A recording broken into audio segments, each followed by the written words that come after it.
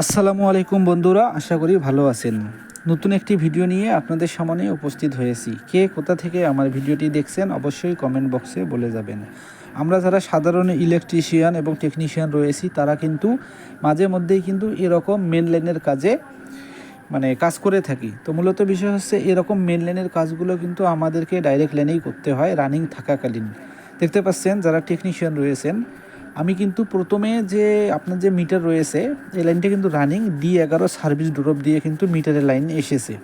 তো আমি কিন্তু আগে ফেজটা লাগিয়ে নিয়েছি, কেননা ফেজ যদি না লাগাই তাহলে নিউট্রাল যদি আগে লাগাই তাহলে ফেজ লাগানোর সময় যদি কখনো নিউট্রালে লেগে যায় তখন কিন্তু দুর্ঘটনা ঘটবে 100%।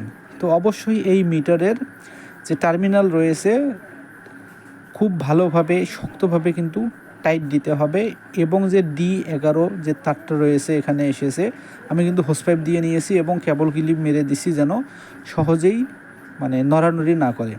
তারপর দেখতে পাচ্ছেন যে আউটপুট যেটা রয়েছে আমি কিন্তু এখানে 2.0 দিয়েছি, কেননা লোডের উপর ভিত্তি করে 2.0 দিয়েছি। এই 2.0 যে তার রয়েছে নিউট্রালটা কিন্তু আমাদেরকে আগে লাগাইতে হবে এবং ফেসটি কিন্তু পরে লাগাইতে হবে। তো বন্ধুরা, বিষয় হচ্ছে যাদের বাসা বাড়িতে ইলেকট্রিসিটি ছাড়া তো চলেই না, অবশ্যই ইলেকট্রিসিটির প্রতি আপনারা নজর দিবেন। ভালো থাকবেন, সুরক্ষিত থাকবেন। আল্লাহ হাফেজ।